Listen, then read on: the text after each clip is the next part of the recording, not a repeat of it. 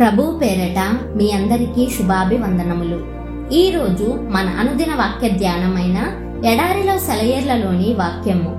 ప్రభు యొక్క దాసుడు అందరి ఎడల సాధువుగా ఉండవలెను. తిమోతికి వ్రాసిన 2వ పత్రిక 2వ అధ్యాయము 24 నుండి 26 వచనములు. దేవుడు మనల్ని లొంగదీసి స్వాధీనపరుచుకొని మనలోని అహంకారాన్ని నరికేసిన తరువాతే మనకి క్రీస్తు ఆత్మ సంబంధమైన ద్రవ్య దర్శనాలు కలుగుతాయి. అప్పుడు మనం ఇంతకు ముందెన్నడూ లేనంత సాధువులుగా మారి ఈ నరకప్రాయమైన లోకంలో సాత్వికాన్ని వెదజల్లుతాం. ఆత్మ సంబంధమైన దీన మనస్సు తనంతట తానే తన మనస్సుల్లో నాటుకోదు. మనం తగ్గింపు స్వభావం అంటే ఏమిటో అర్థం చేసుకొని మన ప్రవర్తనలో నమ్రతను అలంకరించుకొని మన తలపుల్లో దానిని జాగ్రత్తగా పోషించుకుంటూ వస్తే గాని సాత్వికం మన అంతరంగంలో నిలకడగా ఉండదు. వినయపూరితమైన ప్రతి లక్షణాన్ని మొదట మనం గట్టిగా చేపట్టాలి. ఆ పైన ప్రార్థనాపూర్వకంగా దాన్ని అలవాటు చేసుకోవడానికి పట్టుదల కలిగి ఉండాలి. ఇలాంటి నమ్రత అలవడడానికి దారితీసే శ్రమలను చాలా మంది ఇష్టపడరు. మనకి సాత్వికం రావాలంటే ముందుగా మనం చనిపోవాలి.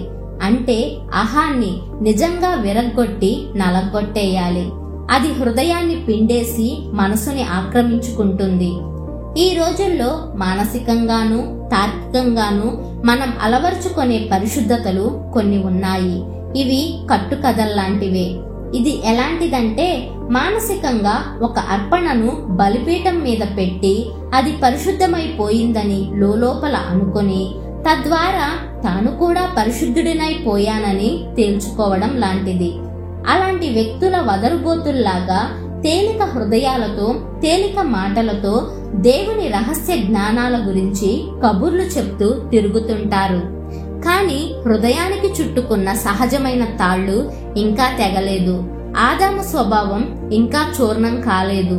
మనసులో గెచ్చమనే మూలుగులు ప్రతిధ్వనించలేదు. కల్వరిలోని నిజమైన మరణపు చిహ్నాలు ముద్రించబడలేదు.